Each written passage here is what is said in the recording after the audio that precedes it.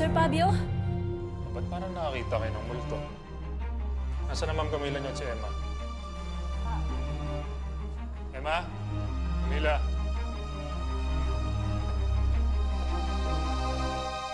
Fabio?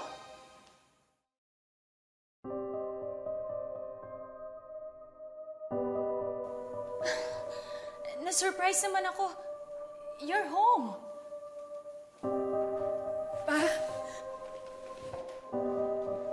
Namiss ko anak ko ha. Teka, may pasalubong ko sa'yo. Ano? Bakit niyo na rin? Anak.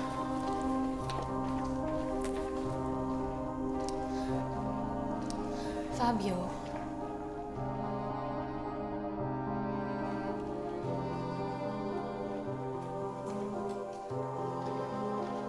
Akin na to.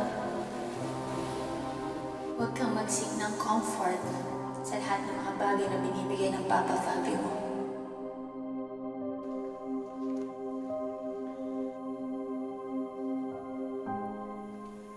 Sige na.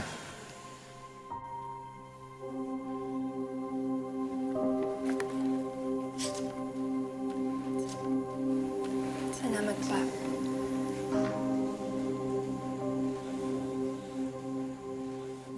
Saan ka pala galing, Emma?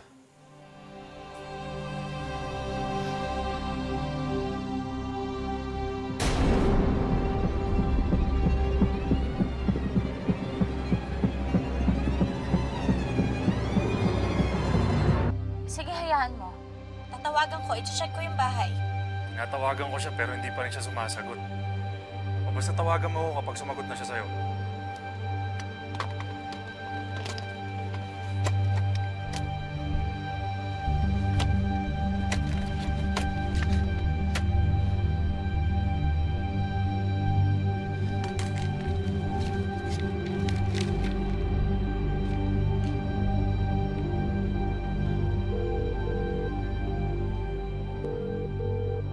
Hello, yes. I need to reschedule my meeting. Kailangan ko muna umuwi ng Pilipinas.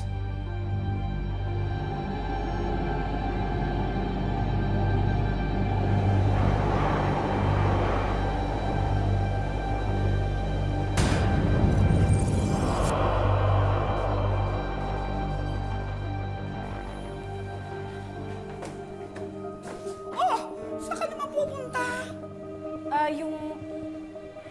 Yung dati ko pong tinirahan sa Quiapo. Yung nanay-nanayan ko po doon namatay po.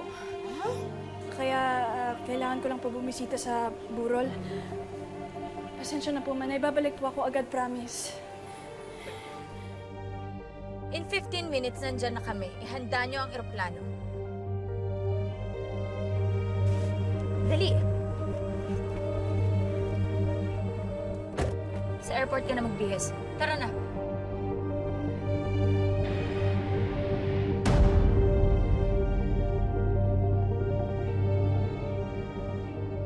Tama ang source mo, Fabio. Galing siya sa Buena Tierra. Nung tumawag ka, tinawagan ko siya, pauwi na daw siya, pabalik na siya. So I met her halfway. Emma, nakita mo na. Dahil sa ginawa mo, nastorbo pa yung papa mo. Sa susunod, huwag ka nang aarteng immature na teenager. Okay?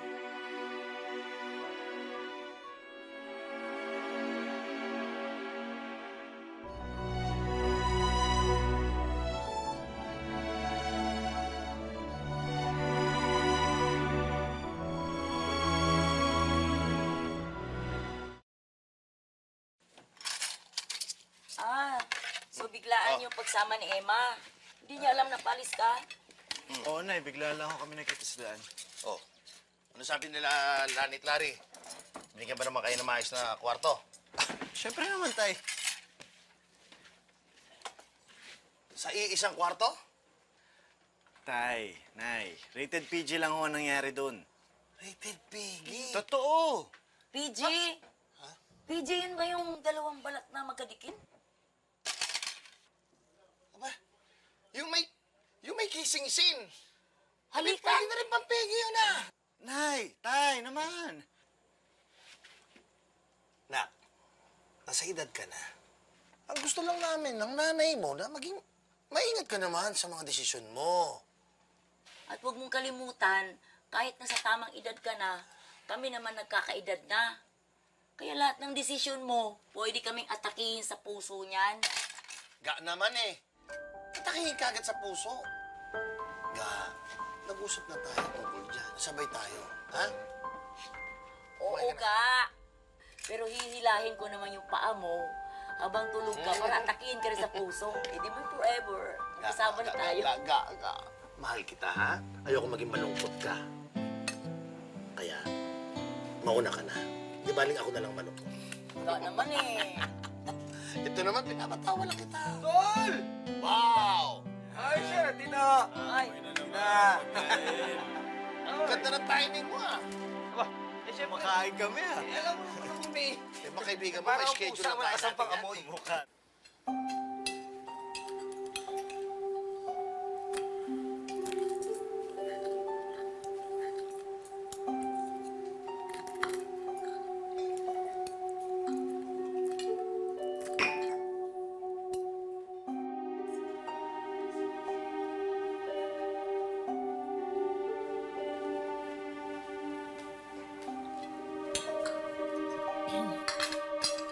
Fabio, nakausap mo naman maigi ang China before you rescheduled. Everything's fine, Camila.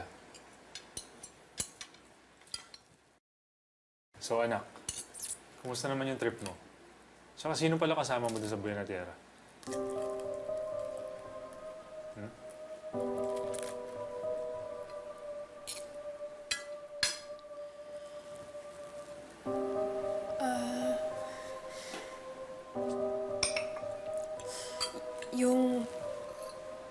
Yung dati kong classmate pa. Si Olga. I don't know if you remember her. May relatives kasi siya doon. Okay. O see, kapamilya naman pala ng dating kaklase ng imbita. Saka overnight lang, dapat pinayagan mo na. Fabio, pwede naman niyang oohan lahat ng imbitasyon. Once na kontento na ako na alam na niya lahat ng ginagawa niya sa pagpapatakbo ng negosyo natin. Alam mo kung anong tinuturo ko kay Emma? Commitment. Ang sabi ko sa kanya, once na inumpisahan niya, kailangan tapusin niya. Kung sumuko ako sa unang pagsubok, eh sana wala tayo rito ngayon. And who knows kung nasan si Emma? Camila, tama na. Bakit? Hindi ba totoo lahat ng sinabi ko? Kung hindi dahil sa lakas ng loob at paninindigan, edi sana wala tayong lahat nito.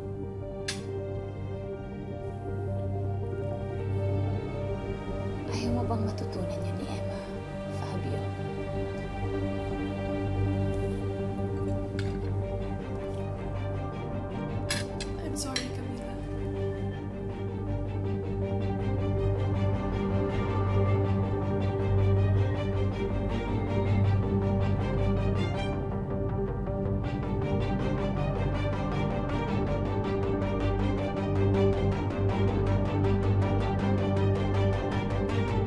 Sinabi niya yun?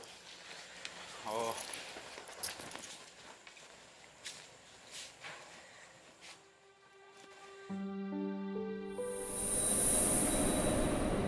Gusto ko lang malaman kung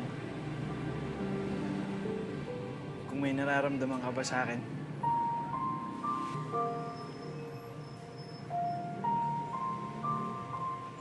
Naintindihan ko kung hindi.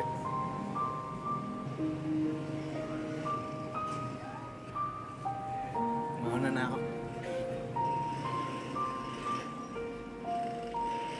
Elias!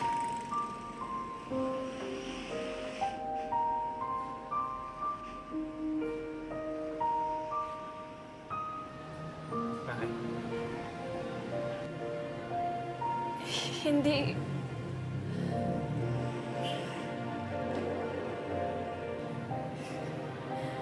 Hindi ko pa alam.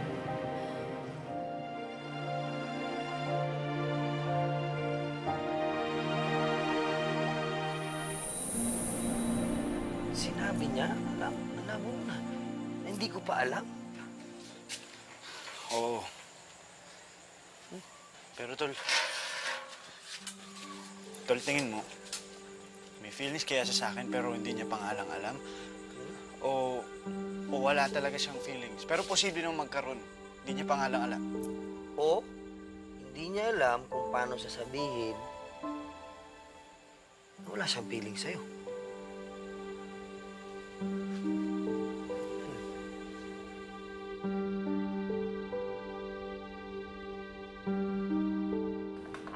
May namatay nga raw siya kakilala sa Maynila, hindi ba? Eh, paano kung hindi yun totoo? Paano kung nag-away talaga sila ni Ilyas? Lalaki agad may kasalanan. Eh, sino ba kasi huli niyang kasama? Di ba si Ilyas? Siya yung huli niyang kausap. Baka nagka-LQ sila. Oh, pag may LQ, magiging irresponsable na. Nako, buti na lang wala kang love life. Ganyan na Mother paniwala mo. naman! Hindi naman ganun si Emma. Siguro, talagang napagod na lang sa dami ng mga nangyari sa kanya eh. Tiyang, paano kung hindi na bumalik? Oo nga, Mother. Ano yun? Ibig sabihin, balik tayo sa pagme-makeup ni Choknat? Naku, I love that idea. Ikaw lang natuwa. Naman?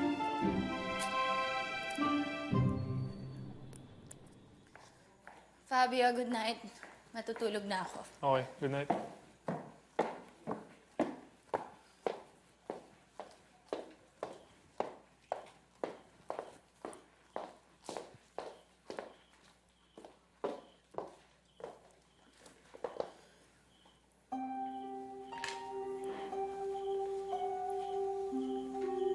Camila?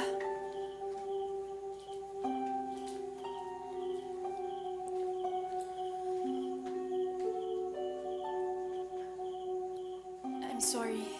Nag-enjoy ka ba sa Buena Tierra? Nag-enjoy ka ba kasama si Olga?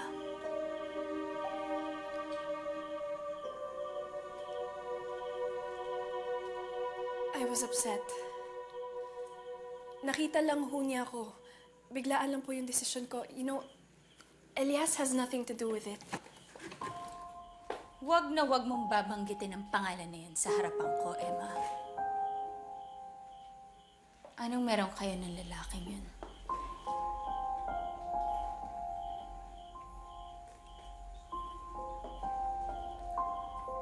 That's what I've been trying to explain. Wala ho. Nagkataon lang po na he was there and I was there. It was an impulsive decision, Camila. Ako nagpalaki sa'yo, Emma. Kaya alam ko kung nagsasabi ka ng totoo.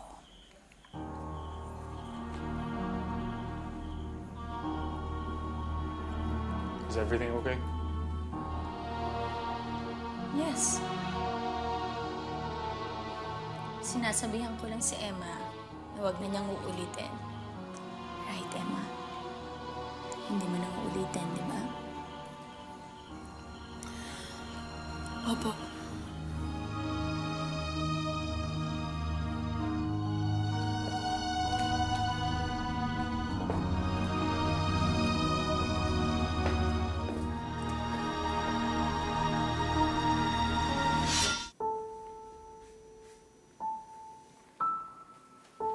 Nagka-misunderstanding lang talaga kami pa. Gusto kong pumunta sa festival. Ayaw niya. Kaya sinuway ko na lang siya.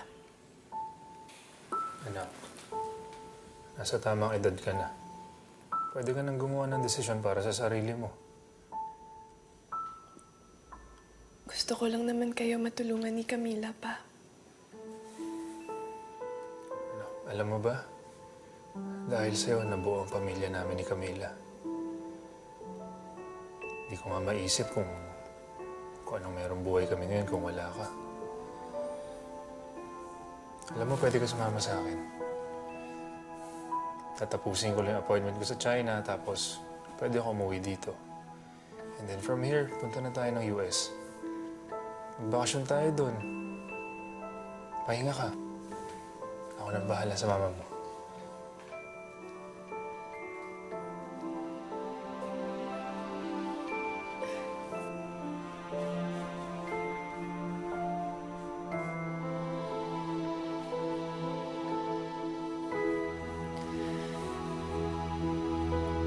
Pag okay na lang po kay Camila, pa.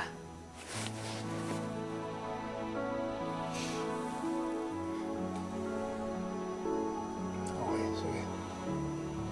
Tulog ka na, anak. Okay. Good night.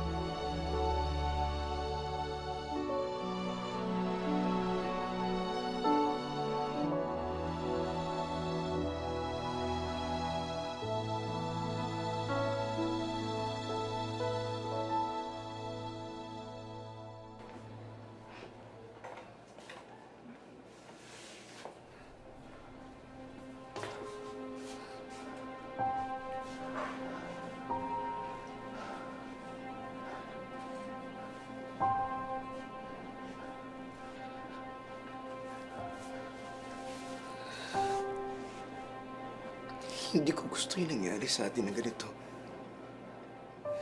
Maghanap po muna ng bagong apartment. Ipagawa mo sa ibang tao para hindi makonek sa'yo. Yung malayo sa lahat. Yung may entrance pero hindi kita. Pwede mong aminin sa lahat, Juan Felipe.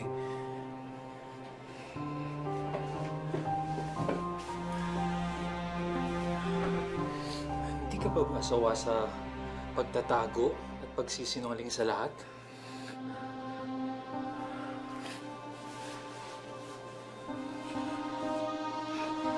Para ano? Para mawala ang lahat sa akin?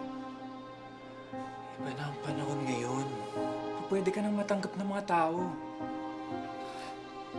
Buong buhay ko, inilaan ko sa public service. Kilala ko ang publiko. Nakitig pa rin ang utak nila. O baka pati ang sayo. Huwag mo sa akin isisi ang lahat. Isisi mo doon sa nagkalat ng video. Pero di ba, ginagawan ko ng lahat ng paraan. Inaayos ko naman lahat, di ba? Ano na naman gagawin mo? Huwag ka nang manakit, Juan Felipe. Ipapakita ko sa kanila kung sino yung hindi dapat nila tinatawag na bakla. Walang kinalaman sa pagiging bakla ang pananakit mo. Tama na ang mga desisyon mong nakakasama sa iba at pati sa'yo. Pakiusap.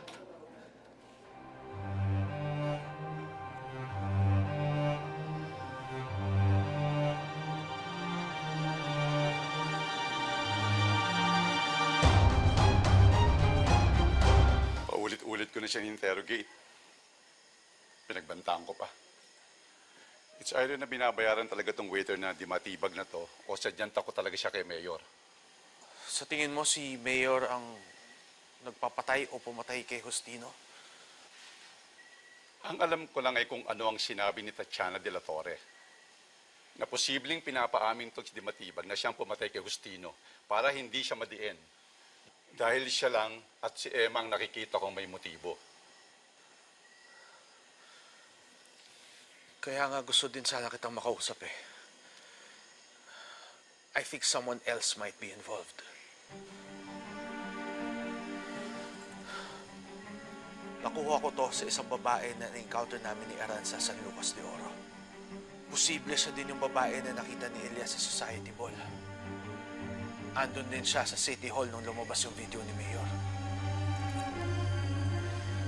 Anong inenchorya mo? Paano kung isa siya sa mga naglabas ng video? Kung totoo yun, posibleng hindi siya konektado kay Mayor. She might be against him.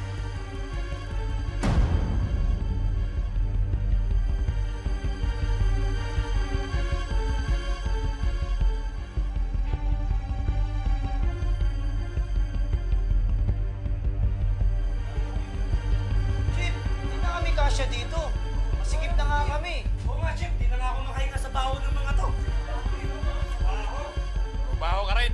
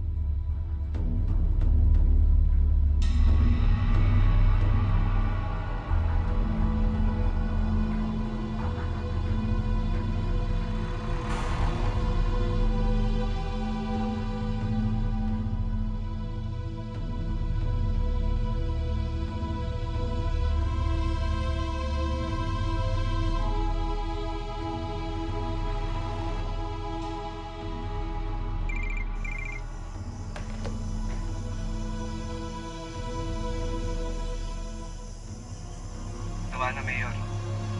Yung isa, Maayos na rin ngayong gabi.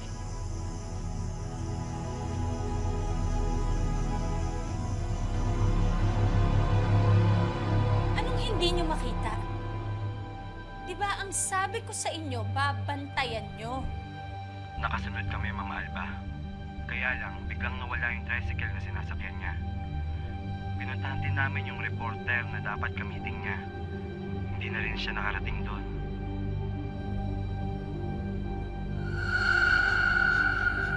Hindi niyo ako naiintindihan. Binisita ko ni Killer Frank, kaya lang naman ako nagsalita sa mga reporter eh. Maniwala kayo sa akin, hindi na ako magsasalita. Hindi na. Mananahimik na ako, hindi na ako magsasalita. Sige naman oh. Sabihin niyo kay Mayor. Mga ako hindi na ako sasalita. Maniwala naman kayo sa akin oh. Sige na.